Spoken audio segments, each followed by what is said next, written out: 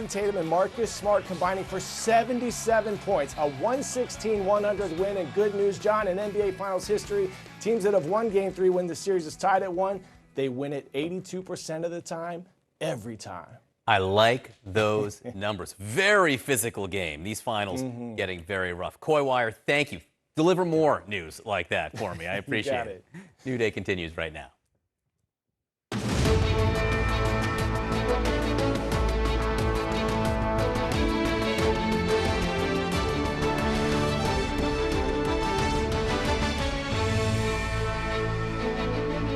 Good morning to viewers here in the United States and all around the world. It is Thursday, June 9th. I'm John Berman with Brianna Keeler. And what goes up is going higher. Gas prices ever so close to $5 a gallon. The national average now $4.97. The 13th straight day of new highs, the 30th in the last 31 days. It may be cold comfort, but still worth noting that when you adjust for inflation, prices are not actually at record highs.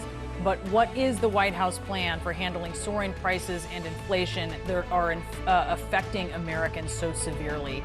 Joining us now is Gene Sperling. He is currently the White House American Rescue Plan Coordinator, and he is a senior advisor to President Biden. He was a National Economic Council advisor in the Clinton administration.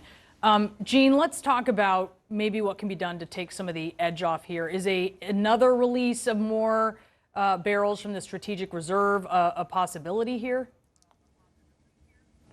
Look, we're trying to do everything we can. You know, when you're talking about looking in real inflation-adjusted terms, the day that Putin moved troops to the border of Belarus, gas prices were at $3.31. That was actually below the average that we'd had over the last decade. As you say, it's now $4.97. That is, that is $1.60. That's over $1.60 tax, Putin tax on the American public. Little comfort that it's higher for families in Canada or Europe, and it's why the president, as you said, has already committed to releasing 180 barrels from the Strategic Petroleum Reserve, which is actually 1 million a day that is still going on. In addition, he has asked other countries, he's asked oil companies who are still sitting on 9,000 leases, who had $35 billion in profits, to do more of what they can do. He has, as you know, allowed E15 gas over the summer to put more downward pressure. But look, there is no question our families are taking a hit from this unthinkable aggression in Russia, and we need to have everything on the table, not just bringing gas prices down, but why don't we do more things? Why doesn't the Republican Congress work more with us to bring down the cost of prescription drugs, of insulin, of child care? These are things we can do. They may be in different areas than gas, but they all help the pocketbook of American families. Do you have a sense, can you tell us how much the releases from the reserve have dropped the price of gas? Look, there's no question it's helped. It has increased supply, and we're pushing our foreign allies to also increase supply at the same time. We are hoping that this helps. Can you quantify it, though, Gene? Can you quantify it? I mean, are we talking cents? No, that is an interesting question, and it's always a tough issue. How much worse would things have been if you had not taken the positive action that you had? I think that it is bringing oil down. But again, if you look at just the price of oil in global markets, Brent, that was $87 when Putin made this first move. That's over $125. So yes, it is given some relief to compared to doing nothing, but it's not enough. And I understand it's going to be very little comfort to an American family going through the grocery line, going to the gas pump to know, hey, it's even worse for a family in Canada or Europe, or it would be even worse if the president had not taken historic action on the Strategic Petroleum Reserve. But I promise you this, there is openness to a variety of different policy options that we could get if we could get bipartisan cooperation to do even more to bring down the price of gas or the price of other basic goods or the cost of other basic things from prescription drugs to child care for the very same American families who are dealing with this Putin tax hike. What about a windfall tax for big oil so that some of the record profits go back to Treasury? Well, you know, as I said, there's a lot of options being considered, and I think, you know, I think that people are looking and they're saying, hold it. Oil profits are $35 billion in the fourth quarter. They were 4 times higher normal averages, and you can't do more to keep prices down. You can't do more to use your existing oil permits to increase supply. I think that basically begs a lot of policymakers to start looking at whether that's a source of relief. But I don't want to, you know, get ahead of the president. I would just say that there are lots of ideas that are on the table, that are being considered, and you'll know when the president feels ready to make a decision, and also when he feels that there is enough bipartisan support so that it has a true chance of passage in the United States Congress and actually having a positive impact for the American families dealing with this unthinkable Russian aggression that is hitting us home at the gas pump. If the White House, Gene, determines the economy is going into a recession, will the White House tell the American public so that they can be prepared? Look, we are more reassuring than some of those who are raising the dark clouds. And I think if you look at the last job report, it gives some reason for that reassurance. But if I'm saying if you determine that, though, so you're reassured, but if you determine, can you assure them that if you were to think that this is where it was headed, that you would give them a heads up so they could prepare? Brian, we are always be straight with the American people. And one of the things we've said, and we've said so far, is that the type of record growth, the highest growth in 40 years that you saw in 2021, the record job growth, the, you know, 400,000, 500,000, 600,000 jobs a month. We've been very clear. That kind of job growth and growth was great in getting our economy back from this historic pandemic. But we don't expect that that can go on forever. And what we are saying to people is we do think there's going to be a move to more stable growth that will have lower prices. But we have also wanted to be, and are rightly reassuring, that the U.S. has shown greater resilience than virtually any country because those strengthened the job markets. The fact that the last market showed another 400,000 people, now 4.2 million, as part of this great return to work, means that there is resilience in the economy. So we are being straight with people. Hey, you're not going to have record job growth go on every month, but that we are better positioned than any country in the world to make that transition to more stable, balanced growth with lower prices and without giving up these job gains. And so that's what we see. I think that's what a lot of economists in the world see. There'll always be different opinions by economic forecasters, and we're not going to play economic forecaster, but we're straight that we need to get to more stable growth. We're not going to pretend you can have the record job growth we've had every single month. We're not going to suggest that a team can hit 12 out of 15 three-pointers all the time, but that we think we are well positioned because of the American Rescue Plan, because of the strength of this recovery, because of the number of people coming back into the workforce who are working to have resilience. That's what we see. And we will always be straight about how we see the economy. That's where we see it right now. Gene, thank you so much for being with us. Thank you. We do appreciate it. Appreciate you having me. Thank you. We do have new video overnight showing the FBI raiding the California home of the 26-year-old man charged with plotting to murder Supreme Court Justice Brett Kavanaugh. Police say he called emergency services after arriving outside Kavanaugh's Maryland home and said he was having suicidal thoughts and had a firearm in his suitcase. That all led up to his arrest. CNN's Whitney Wild has been reporting on this story and joins us now with the very latest. Whitney. Well, John, this man told police that he was angered over a pending Supreme Court ruling on abortion. He was angered over what he saw in Uvalde as well. And he thought that by killing the Supreme Court justice and then killing himself, he would give his life purpose. It is the very type of crime federal officials have been warning for months is possible in this heightened threat environment. And it is particularly alarming for law enforcement throughout Washington as a series of high-profile events descends on the city.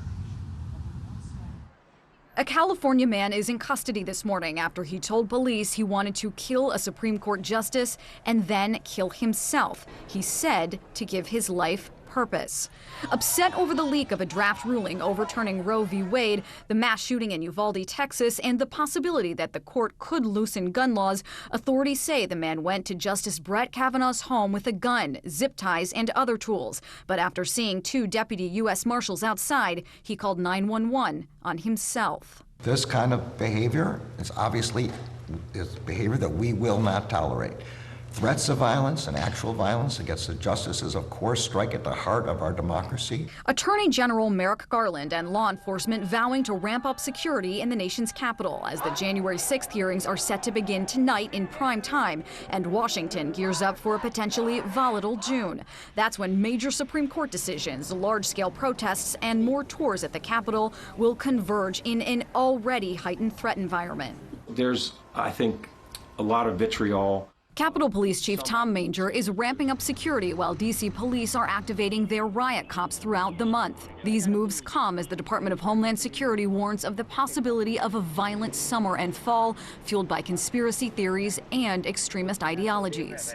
No justice, no peace! A major concern, the pending abortion ruling. Intelligence analysts warn of potential threats toward lawmakers, Supreme Court justices, abortion providers, and religious groups. The threats coming from both sides of the abortion debate.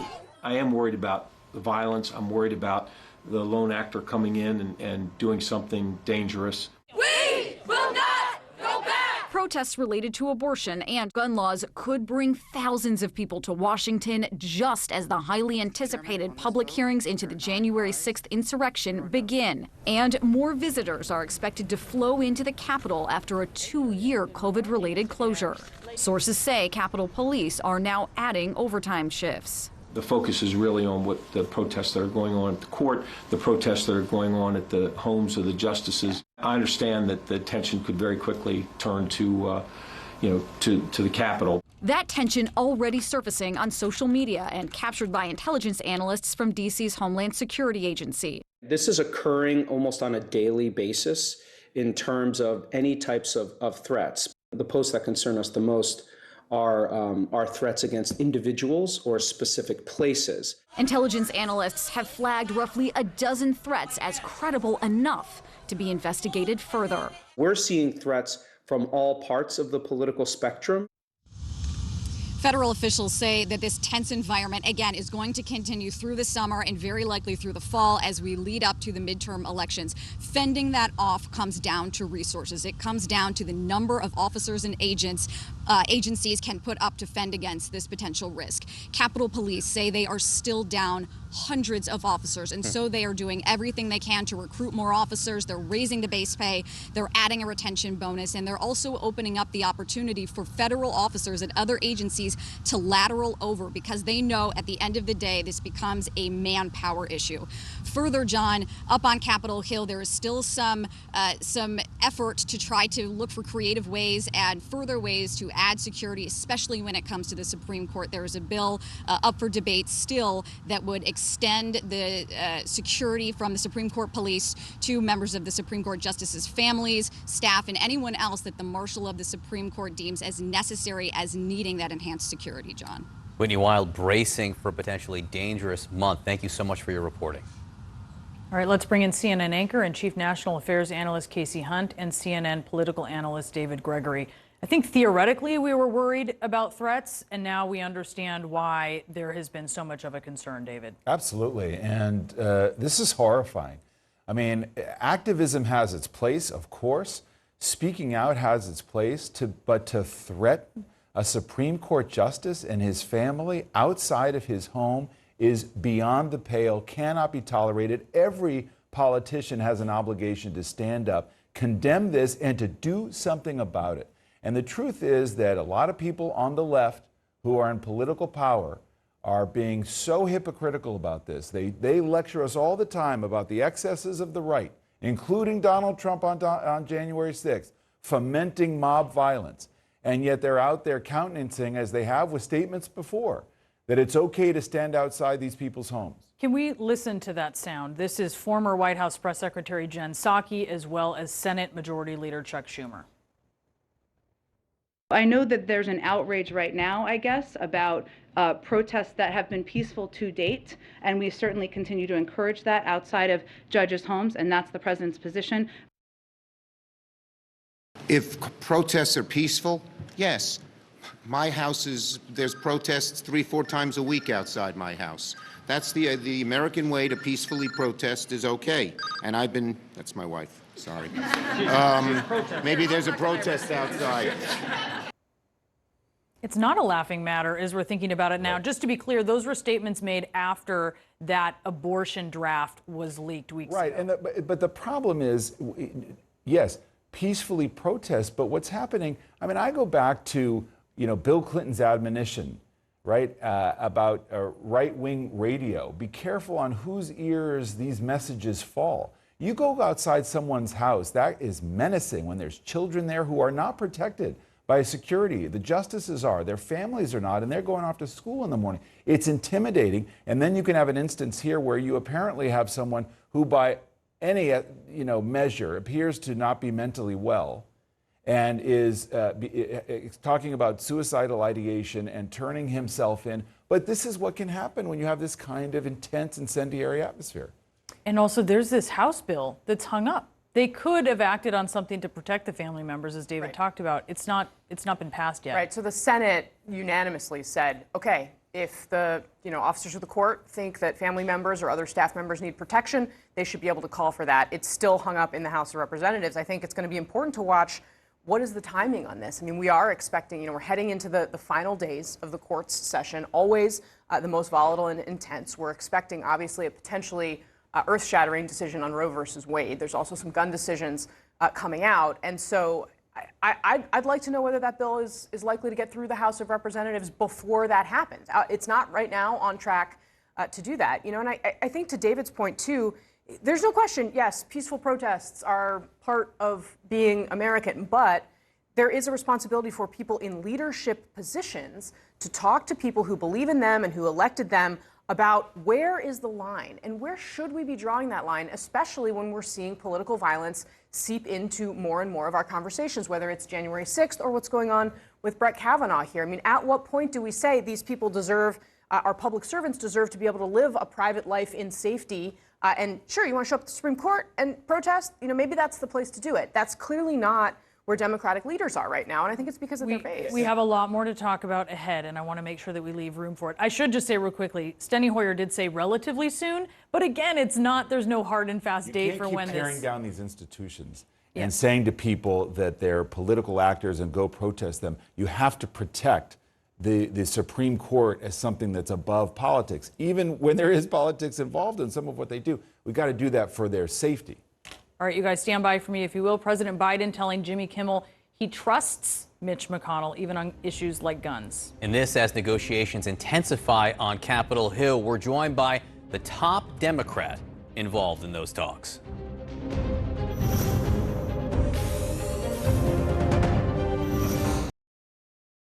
I'm Tumana Karachi in Istanbul, and this is CNN.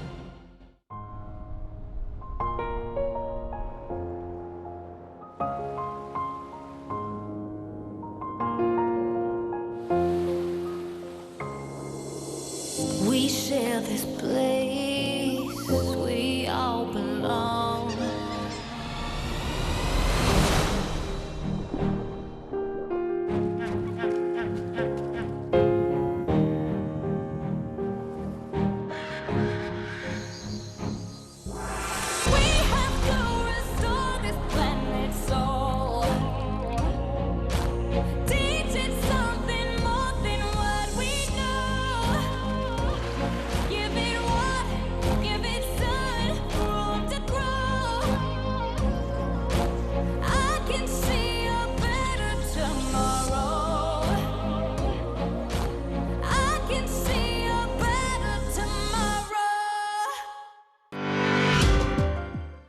As governments ramp up their healthcare spending, companies are investing in everything from robotics to artificial intelligence. And all this change is happening faster than many expected. In one survey, 35% of drug company professionals said the industry's digital transformation had accelerated by more than 5 years because of the pandemic. The Swiss healthcare firm Roche is betting that AI can help it develop new medicines. Its chief executive told me it's a turning point for the entire sector. If there's anything positive about this pandemic, I think it will boost the digitalization in healthcare. We'll see more telemedicine. We will collect patient data in a more standardized way, and we will derive many insights from this kind of data, both for research and development and also in the clinical practice.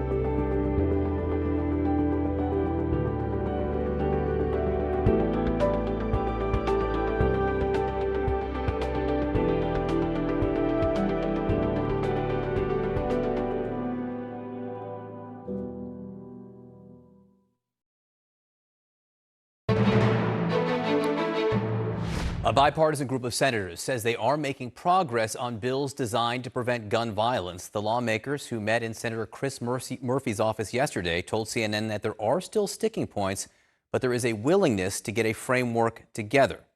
Joining us now is Democratic Senator Chris Murphy of Connecticut. He is the chief Democratic negotiator in bipartisan talks on gun reform legislation. Senator Murphy, thanks so much for being with us. Can you give us the latest on these negotiations? We are making real progress. And let's be honest, there's a reason why Congress hasn't passed any serious anti-gun violence legislation in 30 years. It's really been since 1994 since we've attacked this problem. This is the most politically complicated, emotionally fraught issue that Congress deals with. It too often incentivizes both sides to retreat to their political corners and just run to litigate the issue in the next election. This time does feel different, in most part because the American public are just freaked out, frightened, anxious about the state of safety today, and they want us to act. So we're talking about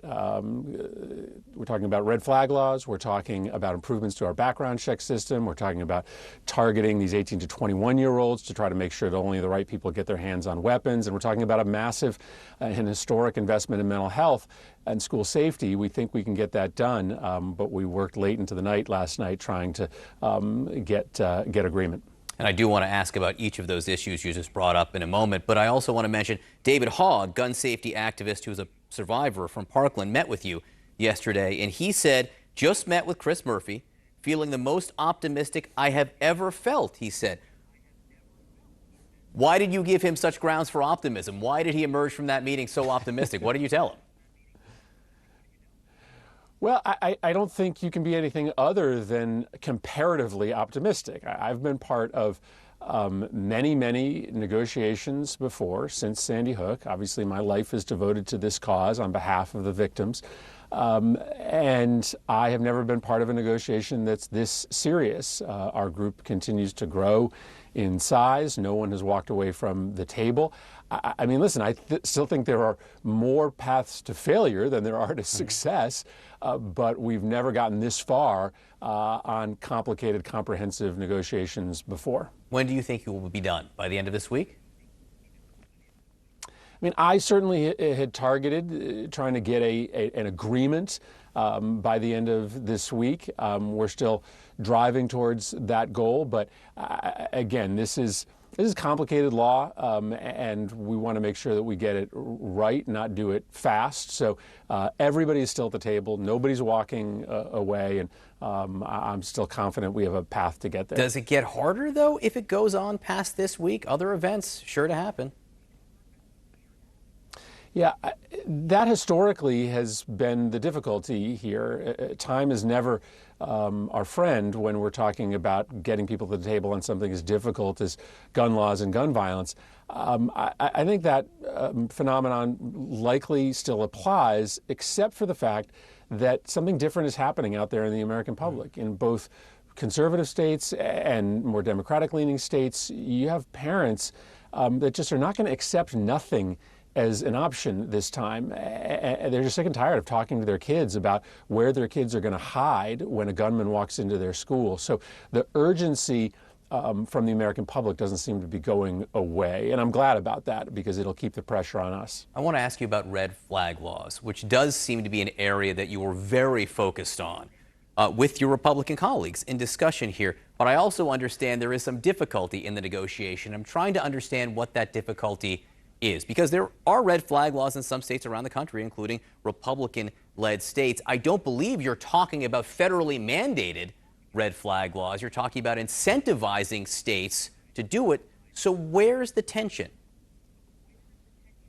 Well, I think there has been some lingering confusion. Past proposals have suggested a federal red flag law. I've actually never thought that was a good idea. I don't think you want law enforcement to have to go into the federal courts to take temporarily firearms away from a dangerous individual. So we have to clean up some of the confusion around what we're proposing.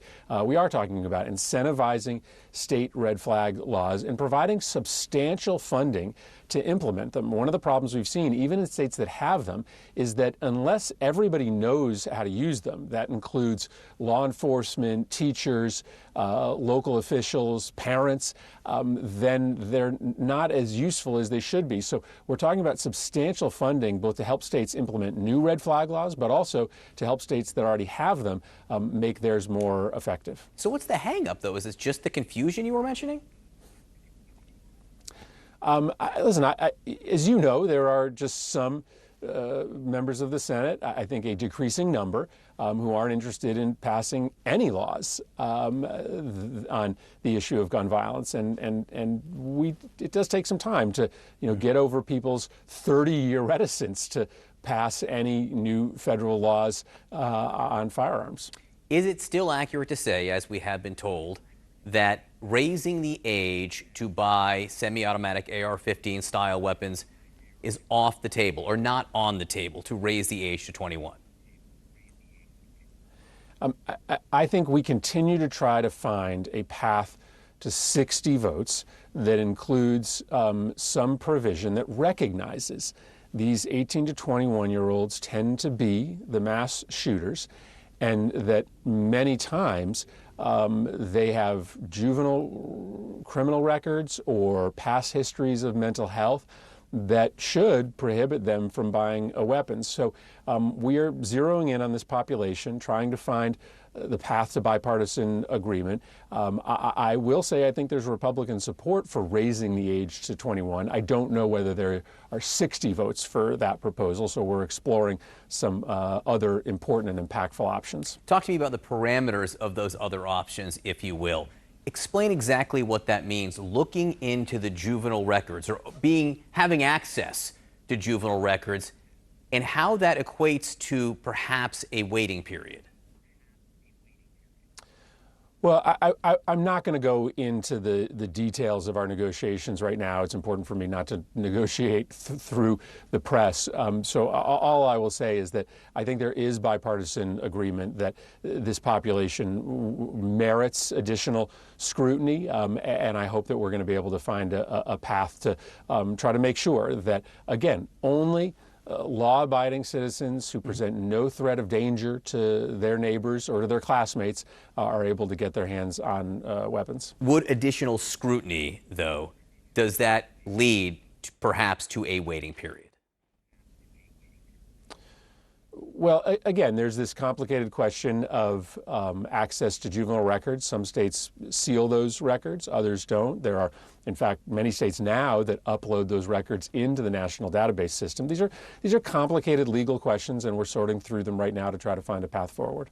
I am just curious, when you're talking about getting to 60 votes, the Republicans you're negotiating with, are they negotiating trying to get a majority of Republican votes, or are they focused on 10, getting 10 Republican votes for the measures? I think you'd have to ask them. I think that we can put together a package that will get more than 10 Republican votes. And again, the reason for that is the demand from their constituents. You've seen news reports in CNN about senators from very conservative states who are considering voting for this because they have been deluged by phone calls from parents telling them that they need to step up and do something about this. So I can't speak to what the goal is for my Republican colleagues in terms of the number of votes out of their conference, but I certainly think that we can get well above 10 Republican votes for this package. So CNN has reported that Senator Mitch McConnell in private has expressed an openness to raising the age to buy AR-15 style weapons to 21. I'm not going to ask again about that, but what I am going to ask about is Senator McConnell. Because last night on Jimmy Kimmel Live, President Biden talked about the Senate Minority Leader and how he trusts him in these negotiations. Listen. I've always had a straight relationship with the Republican leader, Mitch McConnell. You know, he's a guy that when he says something, he means it. I disagree with a lot of what he says, but he means it. Do you share that trust in the idea that McConnell is a trustworthy negotiating partner on this issue? Well, Senator McConnell has empowered Senator John Cornyn from Texas, who has been through too many of these massacres in his state, to sit at the table with me and others to craft this compromise. My assumption is that Senator McConnell is read in to all of the negotiations that we've had, and I appreciate the fact that Senator McConnell has given Senator Cornyn and myself and others the space to negotiate. And I can't sort of speak for the conversations that Senator McConnell and Senator Cornyn have had, but I think it is significant that Senator McConnell has empowered these negotiations to happen. I also want to play a little bit more from the president's interview with Jimmy Kimmel when he talked about whether or not executive actions would help here. Listen. Can't you issue an executive order? Trump passed those out like Halloween candy. Yes, sir. Isn't that something that could happen? Well, I have issued executive orders within the power of the presidency to be able to deal with these, everything having to do with guns, gun ownership, whether or not you have to have a waiting, all the things that are within my power. But what I don't want to do, and I'm not being facetious, I don't want to emulate Trump's abuse of the Constitution and constitutional authority. So there are gun safety advocates who do wish President Biden would do more with executive action. Do you think he's as limited as he said? Well, I mean, first of all, that's a good answer. Just because Trump exceeded his authority under the Constitution doesn't mean that Biden should. I think there is a limited amount of changes that the administration can make through executive action on the issue of gun violence. Our statutes are broken. They are just broken. Right now, there are far too many commercial sales that happen without a background check. It's too easy for dangerous people to get their hands on weapons. We aren't doing enough to empower states to temporarily take guns away from people who are posing a threat to their neighbors. The primary problem here is not lack of executive action. The primary problem are broken statutes. The law of the United States needs to change. And so I think he is right that it is our responsibility in Congress to pass laws that save lives and not just simply pass the buck to the administration. So I will say, you are projecting a sense of optimism in these discussions and with your public statements, that they are going well, that they are continuing, that they are good faith talks. So I don't want to necessarily, cast a shadow over it. But if they do fail, what will be the reason? How will you explain that? I mean, listen, I think I've been honest that, well, I acknowledge that these are more serious than any other talks we've had, that there is a reason why for 30 years nothing has happened on the issue of gun violence. If we achieve an agreement, it will be historic. It won't include everything that I want, but it will break a 3 decades long logjam. If we fail, I mean, I guess I can't pre-diagnose the reasons why we would fail, but I can tell you the stakes. Parents and kids and families out there, I think they're already casting doubt over the efficacy of democracy because it hasn't been able to deliver for them economically. They're just treading water out there. But if we can't deliver on the thing that matters most to parents, the physical safety of their kids, then they are going to ask this fundamental question: what on earth are we doing here?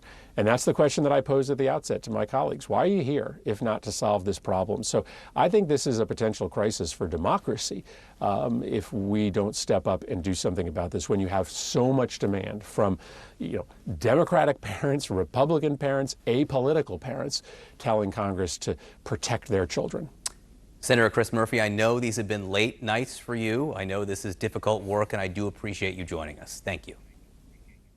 Thanks a lot. Thank you. And we're back now with Casey Hunt and David Gregory to talk about what was really an optimistic interview full of so much information there. But Casey, I just want to zero in on one thing in particular, which was you were agreeing when Chris Murphy was assessing that Republicans are under some pressure because there is a shift in public opinion in their states that something has to be done. And you saw this, CNN had reporting that Cynthia Lummis, the senator from Wyoming, said, people are inundating my office with phone calls on this. I think this has been an ongoing sea change. Every single time one of these terrible tragedies has happened, the pressure has gotten more and more intense. And I think, look at what happened in Florida after Parkland. You had Rick Scott, then the governor. Now he's running for president, so the way he talks about it is a little different. We suspect he's going to run for president. But they all looked at this together, and the Republican legislature there, across the board, they made significant changes around a lot of the areas that they're talking about here. Red flag laws, other ways to try and prevent these things from happening. And I think that's one of the reasons, like the fact that that was possible in a Republican state like Florida shows you that people in the middle, and Chris Murphy called them apolitical parents, people that don't necessarily pay attention to the process, they're engaged on this issue and they're really, really upset. And you can see the difference between when we were talking about this after Sandy Hook to now. There is political pressure on Republicans to be seen doing something, even if it's very small. Should we get our hopes up? Well, it's hard. It's hard if you've been following this. I liked hearing Chris Murphy. I like that John Cornyn is involved. There have been serious attempts to do some things that are still narrow but important, raising the age. I mean, again, if you look at the data, why shouldn't you raise the age from 18 to 21 to be able to purchase a long gun or any kind of assault gun? But that's not what they're talking about. I know, right? but they're talking about there's more other things. Scrutiny for that age right. group. As a parent, my kids have been locked down in school recently. There was a shooting in Washington, D.C. that forced the lockdown of 2 schools. I mean, we all confront this in a way where we want added protection at the school. We want armed officers there. But my God, if guns were the answer, we'd be the safest country in the world. That's not the answer as much as school security as finding ways to abridge freedom where necessary, as we do in other areas, counterterrorism, or laws with regard to safety in our cars, to just try to make this harder. And as we were talking about just a minute ago, we also have to focus on the fact that we do have this epidemic of young people who are engaging in suicidal behavior by carrying out these mass shootings, knowing they will get the kind of attention that all of this engenders. to ultimately die in the process of it. We have to be able to focus resources and attention on how that's building up in communities and leading to these events. Bottom line, there is something very significant and important about the idea of Congress actually passing something, especially with Republican support. Even if those measures are relatively limited, they haven't been able to do it before.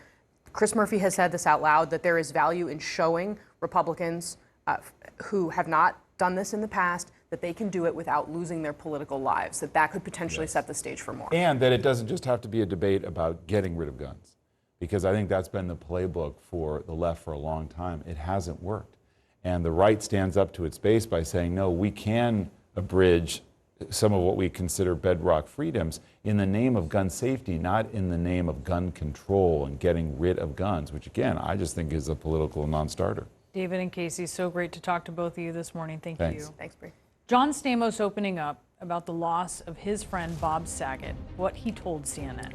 So why an about-face from House Minority Leader Kevin McCarthy on finding out the truth about the Capitol attack, what new audio is revealing this morning.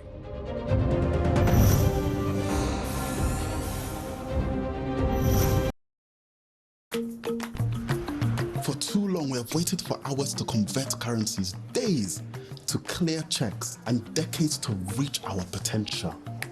But now, we can access the power of African free trade in an instant with PAPS, the Pan-African Payment and Settlement System. Overcome barriers, reduce risks, trade in local currencies, and connect with a single market united across Africa.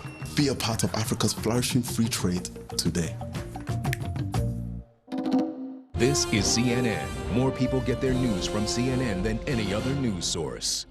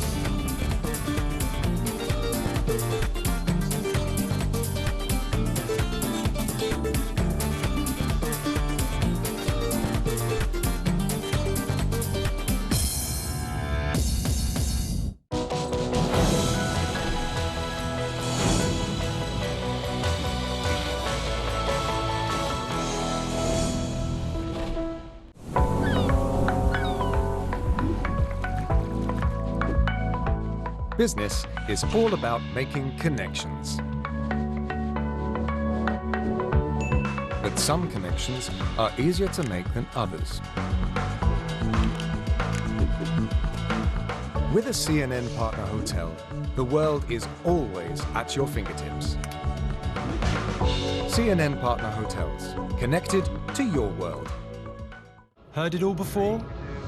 But have you heard it like this? The ultimate disruptor looks set to shake up our world. We really can't ignore the impact that this has. What can we do that explores a fresh angle? So let's untangle the players and political forces. The truth is a lot more complex. What's really going on? Fast-paced news, in-depth reports, and fact checks from the perspective of The Global Brief with Bianca Nobilo. Tonight on CNN.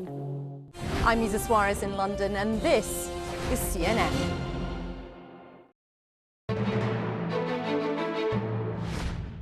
We cannot just sweep this under the rug. We need to know why it happened, who did it, and people need to be held accountable for it. And I'm committed to make sure that happens. That was House Republican leader Kevin McCarthy just 5 days after the Capitol riot, vowing to find out what happened, even suggesting the creation of what seemed to be a bipartisan commission to investigate. All this coming out in newly released audio from New York Times reporters Alex Burns and Jonathan Martin for their book, This Will Not Pass. Joining me now is CNN political analyst and New York Times senior political correspondent Maggie Haberman. To hear Kevin McCarthy say what he wants is a full accounting of what happened, though he opposes this committee that's holding these hearings tonight. Opposes this committee, and really just a huge kudos to my colleagues for getting these tapes because they're a really important piece of the historical record. We know now that Kevin McCarthy was saying things to his caucus that he didn't live up to at all, that within 2 weeks of Donald Trump leaving office, he went down to Mar-a-Lago to make peace with him. And why? Because Kevin McCarthy wants to be speaker. And this was seen as the fastest way. Donald Trump was not getting off the scene. It was clear that the reaction in Congress to what happened on January 6th was just not commensurate with the Republican base. And so Kevin McCarthy moved on quickly, and he hindered the work of this committee. He has shown very little interest in finding out exactly what happened and who is accountable and who should be held accountable for it. And so it's really startling to hear this audio. I want to play a little bit more that Jonathan and Alex got here, and it has to do with what you might think is important from these hearings over the next week and a half or so. It is Kevin McCarthy, again, talking about that day, January 6th. Listen. When they started breaking into my office, myself and the staff got removed from the office. In doing so, I made a phone call to the president, telling him what was going on, asking him to tell these people to stop, to make a video and go out. And I was very intense and very loud about it. This gets to the subject of what then President Trump was doing, which is still, for all the video we've seen and all the reporting that has been out there, it's still one of the things that is left unanswered. That's right, John. And look, the two hearings that I think are going to be the most significant in the coming weeks are going to be the one related to Mike Pence, who in many ways was the target of a lot of this and also was, the hero in this story in terms of standing up and not doing what Trump wanted and then insisting that the certification finish that day. And then the other is this 187 minutes and what Donald Trump was doing. Now, I have had some reporting, CNN's had some reporting. We've all had dribs and drabs. But there is a 3-hour timeline that is something of a black hole, both about what Trump was doing and what activities he and his aides were taking in terms of getting the National Guard up to Capitol Hill. And if this hearing can answer those questions, I think it would be really important. Maggie Haberman, great to have you on this Good to morning. see you. Thanks so much for coming in. Space Slam, how the James Webb Telescope is holding up after being hit by a micrometeoroid. Plus, the third Broadway show in 3 days announcing it is shutting down, what this means for the struggling theater industry. And Madonna has found her material girl, who is set to get into the groove for the icon's upcoming biopic.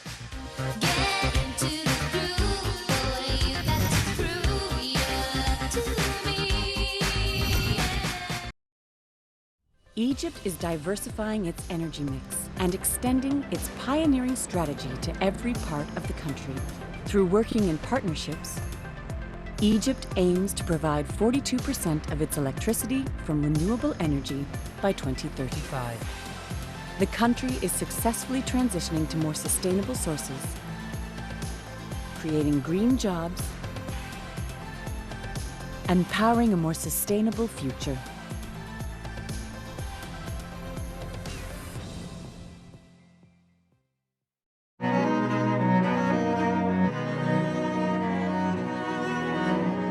Culinary Journeys, in association with Ajinomoto. March 29th, 2022, Turkey. This is the annual gathering of the best 50 restaurants in Asia. On this night, Natsuko Shoji is taking home the title of Asia's best female chef. Ete was also chosen as one of Asia's top 50 restaurants. People often say to me, why do you want awards? Or isn't it enough if your customers are satisfied? Of course, that is important, but I believe that an award is a passport to the world, something that will allow me to create change in the future. My goal is to win the world's best female chef award one day.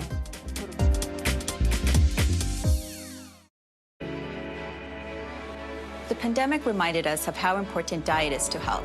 That's why the Ajinomoto Group is committed to solving health issues around the world at the dinner table. A real solution means never settling for less. ถึงแม้ว่าจะต้องลดความเค็มในอาหารลงแต่เราก็ต้องไม่ละทิ้งความอร่อยเราต้องการให้ทุกท่านได้เพลิดเพลินกับรสชาติความอร่อยของอาหารไปพร้อมกับสุขภาพที่ดี A saúde é importante, mas queremos considerar também o legado do sabor regional. Como podemos melhorar o balanço nutricional, mantendo o respeito à cultura gastronômica? Esse é o nosso desafio. Tempat yang jauh pun bukan masalah. Kami selalu bisa menyediakannya. Kami terus mengupayakan dunia di mana siapapun bisa mengakses makanan bergizi dimanapun mereka berada. We're here to provide nutritious meals to the entire world without compromising on taste, local ways of life, or accessibility, because that is nutrition without compromise. Eat well, live well. When you grow more, you'll naturally have more to balance. With an expanding community of female entrepreneurs and 22% of working Africans starting businesses, support for new and growing enterprises across the continent has never been more important.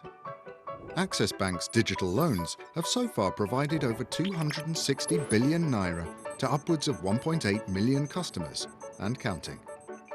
Access, more than banking. Afghan women are afraid that this is the beginning of your efforts to erase them from the workspace. Malumness, it's not clear. Even if we appear with the burqa, maybe they will say that women's voices are forbidden. Did you ever imagine that you would be prevented from going to school? Girls' education is fundamental to the dignity of Afghan life. Do you believe that young girls will be allowed to go to school here in Afghanistan? You guys ready? Alex Jones. Those thought patterns, the three presenters, QAnon group, or the anti-vaxxers, they all originate from Alex. How much damage can one man do to school shooting victims? Alex Jones lied about Sandy Hook. And the country. The people who listen to him believe the things that he says. CNN asks those who know him. He's not like you or me. Truth doesn't really matter at all. CNN Special Report, Megaphone for Conspiracy. Alex Jones, Monday on CNN.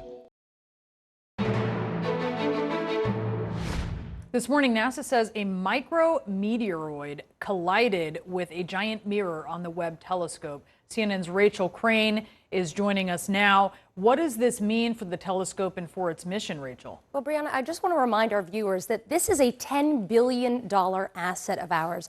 It took 2 decades to develop this telescope, construct it, and launch it. So it is a huge asset of ours in the skies. And NASA says that since its launch in December of 2021, it has been hit by 4 micrometeoroids. Now, NASA says that one of those 4 collisions happening between May 23rd and May 25th had a direct collision with one of the 18 primary mirrors. NASA saying that the telescope is still performing at a level that exceeds all mission requirements, despite a marginally detectable effect in the data. Now, I just want to point out that NASA expected the James Webb Telescope to encounter these kinds of collisions. Space, of course, is a harsh environment. You have charged particles from the sun that you have to deal with.